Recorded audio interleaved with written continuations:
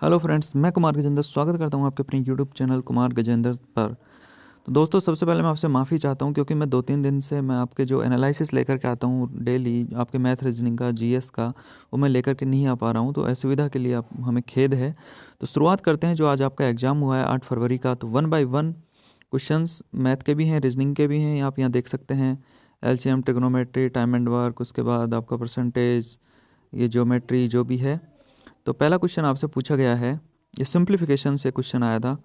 तो क्वेश्चन कुछ इस तरीके से है कि आपको दे रखा है कि 8.7 into 8.7 plus 2 into 8.7 plus 1.3 plus 1.3 into 1.3। आप यहाँ देख सकते हैं कि 8.7 और दूसरी टर्म क्या है यहाँ पर 1.3। यदि 8.7 को मैं ए मान लूँ, 8.7 इज इक्वल टू ए, और जो मैं आपका बी मान लूँ 1.3 को, तो ये बन गया ए प्लस बी का होल स्क्वायर। ठीक है, तो a प्लस बी क्या हो गया यहाँ पर, तो यहाँ हो जाएगा 8.7 a प्लस बी कितना हो गया 1.3, तो ये हो गया 10, और 10 का स्क्वायर कितना होगा यहाँ पर 100। तो आपका राइट आंसर यहाँ पर हो गया है ऑप्शन नंबर यहाँ पर आपका डी करेक्ट हो गया।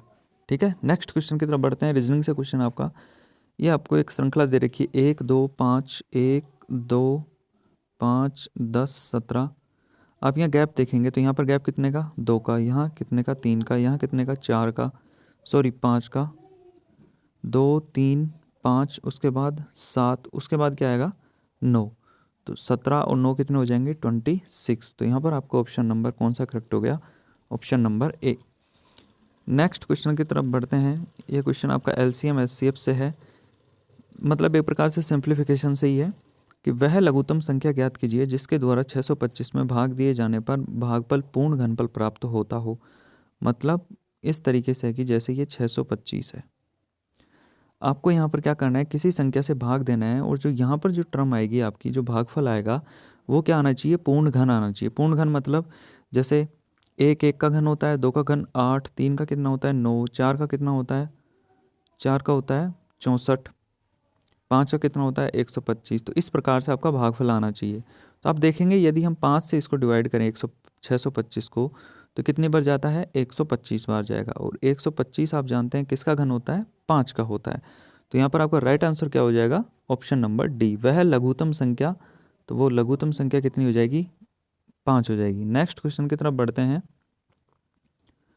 क्वेश्चन में दिया गया है कोट 10, कोट 20, कोट 45, कोट 70 और कोट 80। तो आप देखेंगे यहाँ पर कोट 10 से कोट 80 कट जाएगा, कोट 20 से क्या कट जाएगा कोट 70, बचा कितना कोट 45। और कोट 45 कितना होता है आपका, cot 45 degree is equal to होता है कितना 1। तो ऑप्शन नंबर यहाँ पर एक करेक्ट हो जाएगा। नेक्स्ट क्वेश्चन की तरफ बढ़ते हैं। क्वेश्चन में दिया गया है कि यदि 12 लड़के या 15 लड़कियां किसी काम को 48 दिनों में करते हैं, तो 24 लड़के व 6 लड़कियां उससे उससे दुगने काम को कितने दिनों में करेंगे। बहुत प्यारा क्वेश्चन है, समझिए। 12 लड़के मतलब 12 बॉय कितने दिन में कर रहे हैं 48 दिन में, उतना ही काम 15 लड़कियां मतलब 15 गर्ल्स कितने दिन में कर रही हैं 48 दिन में।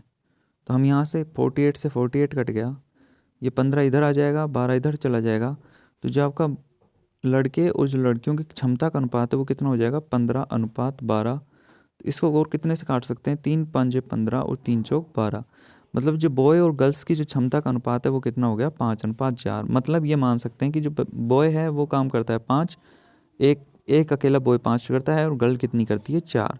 ठीक है, तो मैं इसको नेक्स्ट स्लाइड में करता हूँ। तो यहाँ मैं लिख देता हूँ कि बॉय और जो गर्ल हैं वो कितना आ रहा है 5:4 आ रहा है। ठीक है, अब पूछ रहा है कि 24 लड़कियां व 6 लड़के उससे दुगने काम को कितने दिनों में करेंगे। तो देखिए 24 लड़कियां, तो 24 लड़कियों की कितनी है 4, प्लस 6 लड़के 6 इंटू 5 कितने दिन में करेंगे, मान लो x दिन में, बराबर, और काम कितना है उससे दुगने काम को। तो दुगना काम देखिए, तो मतलब 12 लड़कों का ले लो या लड़कियों का ले लो, तो 12 इंटू लड़कों का कितना है 5 इंटू 48, और उससे दुगना काम है तो ये हो गया आपका 2।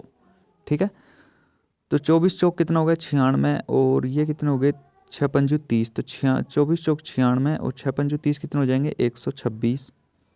x बराबर ये हो जाएगा आपका 12 इंटू 5 इंटू 48 इंटू 2। अब आप इसको सोल्व कर लो तो x की वैल्यू आ जाएगी आपकी, यहाँ से काटो इसको, कितनी बार कटेगा, तो इसको काटेंगे आप तो आप जो भी है इसको सोल्व कर लो और सोल्व करके यहाँ पर आप राइट आंसर निकाल सकते हैं। ठीक है, नेक्स्ट क्वेश्चन की तरफ बढ़ते हैं। क्वेश्चन नंबर यहाँ पर दिया गया है, यदि एक संख्या को 137.5% बढ़ाया जाए तो इसमें वृद्धि कितनी है, 33 है, तो वास्तविक संख्या क्या होगी। तो यदि एक संख्या को 137.5, तो आप जानते हैं 137 को हम क्या लिख सकते हैं, 137.5 को हम लिख सकते हैं 100 प्लस 37.5 लिख सकते हैं। 100 को क्या लिखेंगे 1, उस 37.5 कितना होता है आपका, ये होता है आपका 3/8। तो कितना हो गया, 8 एकम 8 और 3 11/8। तो हम क्या कह सकते हैं, ये कितना हो गया 11/8। अब समझिए, मतलब 137.5 है, उसको हम क्या लिख सकते हैं 11/8। बोल रहा है कि इसमें वृद्धि कितने की है, 33 की है, तो वास्तविक संख्या क्या है। और 11/8 में आप देखेंगे यहाँ पर वृद्धि कितनी होगी जब इसको बढ़ाया गया 3 की, और वैसे कितने की हो रही है 33 की, तो 3 यूनिट कितने के बराबर हो जाएगा 33 के, तो 1 बराबर कितना आ गया आपका 11। तो वास्तविक संख्या क्या है, 3 आ गए आपके 33 के, तो वास्तविक संख्या यहाँ पर आ जाएगी 11 इंटू 137.5 बढ़ा रहा है। तो आप सोल्व करेंगे, इसको सोल्व करके इसका भी आप ऑप्शन जो क्या है कमेंट में दे सकते हैं। नेक्स्ट क्वेश्चन की तरफ बढ़ते हैं। अब मैं इसको दोबारा सोल्व, किसी वस्तु को बेचने पर एक व्यक्ति उसके विक्रय मूल्य के 25% के बराबर लाभ प्राप्त करता है। किसी वस्तु को बेचने पर एक व्यक्ति उसके विक्रय मूल्य के 25% के बराबर, 25% क्या होता है आपका 1/4, तो विक्रय मूल्य के 25% के बराबर लाभ प्राप्त करता है, तो उसका लाभ प्रतिशत ज्ञात करो। मतलब ये तो क्या हो गया आपका SP, और ये क्या हो गया आपका प्रॉफिट। क्यों, क्योंकि विक्रय मूल्य पर बोल रहा है, तो उसका वास्तविक लाभ कब होगा, लाभ कितने का हो रहा है 1 का, और SP कितना है 4 का, मतलब आपका CP कितना हो जाएगा 3। तो CP पर आपको प्रॉफिट निकालना है, तो लाभ कितना है 1, CP पर कितना 3, तो 1/3 कितना होता है आपका 33.33। ऑप्शन नंबर डी यहाँ पर करेक्ट हो गया। नेक्स्ट क्वेश्चन की तरफ बढ़ते हैं। क्वेश्चन में पूछा गया, सोहन ने अपनी घड़ी 5% हानि पर बेची, यदि वह इसे 27 रुपये ज़्यादा में बेचता तो उसे 7% लाभ होता। घड़ी का क्रय मूल्य, देखो आप इस तरीके से सोल्व करते हैं। मान लो घड़ी का क्रय मूल्य कितना है 100, पहले किस में बेच रहा हानि में, मतलब 95 में बेच दी 5%, उसके बाद 27 रुपये ज़्यादा में बेचता तो उसे 7% लाभ होता। मान लो +27 उसने ज़्यादा बेची और उसको 7%, मतलब 107 का क्या हो गया। तो घड़ी का क्रय मूल्य, तो देखो यहाँ पर तो 27 रुपये तो ज़्यादा, लेकिन परसेंटेज में कितने 5 और 7 12 रुपये। तो हम कैसे सोल्व करेंगे, मतलब कि जो 12% है उसकी वैल्यू कितनी है 27, तो इंटू क्रय मूल्य कितना है 100। सोल्व करो, 3 चौक 12, ये कितना कटेगा 3 नाम 27, 4 से काटेंगे तो ये कितना 25, और 25 नंबर में कितने हो गए 225। आपका क्या हो गया यहाँ पर राइट आंसर। ऑप्शन नंबर यहाँ पर कौन सा करेक्ट हो गया, option number B. Next question की तरफ बढ़ते हैं। क्वेश्चन में दिया गया है कि दो संख्याओं के LCM HCF का गुणा LCM HCF का 8 गुना है। मतलब LCM और जो आपका HCF है उसका अनुपात 1:8 है। पूछा LCM तथा HCF का योग 135 है, यदि इनमें से एक संख्या 60 है तो दूसरी संख्या क्या है। तो देखो LCM और HCF का योग कितना है 135, तो यहाँ पर कितना है योग 9, तो 9 की वैल्यू कितनी होगी 135। तो हमारा HCF कितना हो जाएगा, HCF हो जाएगा 1, तो 15 हमारा क्या हो गया HCF। तो LCM कितना हो जाएगा, LCM हो जाएगा हमारा यहाँ पर 9 की वैल्यू 135, तो 1 की वैल्यू 15, तो LCM कितना है 8, तो 15 8 120 हमारा क्या हो गया LCM। ठीक है, तो HCF 15 और LCM कितना हो गया 120। मैं इसको यहाँ लिख देता हूँ कि LCM तो आ गया आपका 120 और HCF कितना आ गया आपका 15। पूछा है कि एक संख्या 60 है तो दूसरी संख्या क्या है। तो आप जानते हैं पहली संख्या इंटू सेकेंड संख्या, दूसरी संख्या बराबर क्या होता है LCM इंटू HCF। तो पहली संख्या कितनी है 60, तो 60 इंटू दूसरी हमें निकालनी है, बराबर LCM कितना है 120 इंटू HCF कितना है 15। तो 60 दूनी 120, 15 दूनी 30, तो सेकंड संख्या आपकी क्या आ गई यहाँ पर 30 आपका राइट आंसर हो गया। ऑप्शन नंबर यहाँ पर सी करेक्ट हो गया। नेक्स्ट क्वेश्चन की तरफ बढ़ते हैं। इसमें दिया गया यदि किसी धन का साधारण ब्याज मूलधन का 25/4 हो, मतलब कि साधारण ब्याज मूलधन का, यदि मूलधन आपका पी कितना है 25, तो साधारण ब्याज कितना है ऐसा ही कितना है 4। तो बोला है कि तथा वर्षों की संख्या वार्षिक ब्याज की दर के बराबर हो तो दर ज्ञात करो। आप जानते हैं कि ऐसा ही बराबर क्या होता है PRT/100। तो साधारण ब्याज कितना है 4 बराबर पी कितना है आपका 25 इंटू आर और टी क्या है दोनों बराबर है तो R इंटू T/100।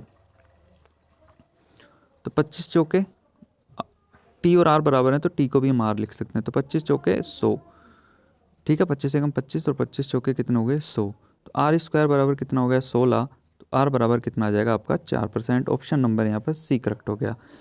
ठीक है, नेक्स्ट क्वेश्चन की तरफ बढ़ते हैं। क्वेश्चन में दे रखा है कि यदि एक मीनार के साये की लंबाई उसकी ऊंचाई का √3 गुना है। ये मान लो कोई मीनार है, उसके साये की लंबाई मतलब उसकी छाया की लंबाई उसकी ऊंचाई का √3 गुना है। मतलब यदि ऊंचाई 1 है तो ये कितनी है √3 है। तो आपसे पूछा है कि सूर्य का उन्नयन कोण क्या है, तो tan थीटा आपको निकालना है। तो आप जानते हैं कि जो थीटा के साथ भुजा होती है वो हमेशा क्या होती है आधार। तो tan थीटा बराबर क्या हो गया लंब बटे आधार। तो लंब बटे आधार, लंब कितना है 1, आधार कितना है √3। तो tan थीटा बराबर √3। तो tan थीटा का मान √1/√3 कब होता है जब tan थीटा कितना हो 30 डिग्री। तो आपका ऑप्शन नंबर यहाँ पर ए करेक्ट हो गया। तो सूर्य का उन्नयन कोण कितना हो गया 30 डिग्री। नेक्स्ट क्वेश्चन की तरफ बढ़ते हैं। क्वेश्चन में दे रखा है कि 16:45 पर दर्पण प्रतिबिंब क्या होगा। 16:45 को हम क्या लिख सकते हैं 4:45 लिख सकते हैं। दर्पण प्रतिबिंब आप जानते हैं 11:60 से 60 में से माइनस करेंगे हम 4:45। तो आपका यहाँ पर ऑप्शन हो जाएगा 11 में 4 के साथ 7:15 आपका यहाँ पर क्या हो गया राइट ऑप्शन हो गया। तो ऑप्शन नंबर आपका यहाँ पर सी करेक्ट हो गया। नेक्स्ट क्वेश्चन की तरफ बढ़ते हैं। बोला है कि राम उत्तर दिशा में जा रहा है यदि वह 45 डिग्री बाएं घूमता है। ये लो जी, ये राम जा रहा है किसमें नॉर्थ साइड में बोल रहा है कि वह इसके पश्चात 45 डिग्री बाएं घूमता है। तो जब वो बाएं घूमता है 45 डिग्री, तो 45 डिग्री पर बीच वाली भुजा, तो बीच वाली भुजा क्या होगी इधर पश्चिम, तो ये उत्तर और क्या होगी पश्चिम। इसके बाद वह दाएं घूमता है। तो दाएं घुमाने का मतलब ये है कि 90 डिग्री आप उसको क्या कर दो घुमा दो। तो आप यहाँ से देखेंगे उत्तर पश्चिम के जब दाएं, उत्तर पश्चिम के हम दाएं इधर 90 डिग्री घुमाएंगे तो ये भुजा कौन सी आ जाती है आपकी, तो ये आ जाती है आपकी उत्तर पूर्व। तो यहाँ पर ऑप्शन नंबर आपका क्या हो गया सी करेक्ट हो गया है। ठीक है, नेक्स्ट क्वेश्चन की तरफ बढ़ते हैं कि ये कोई धनराशि चक्रवृद्धि ब्याज से पहले 650 रुपये और दूसरे वर्ष के अंत में 676 रुपये है, तो वह धनराशि है। तो इसका आपको आंसर कमेंट बॉक्स में कमेंट करके देना है। ठीक है, तो यदि आपको वीडियो पसंद आया तो वीडियो को लाइक कीजिए, वीडियो को शेयर कीजिए ज़्यादा से ज़्यादा और हमारे चैनल को सब्सक्राइब कीजिए। वीडियो देखने के लिए थैंक यू सो मच।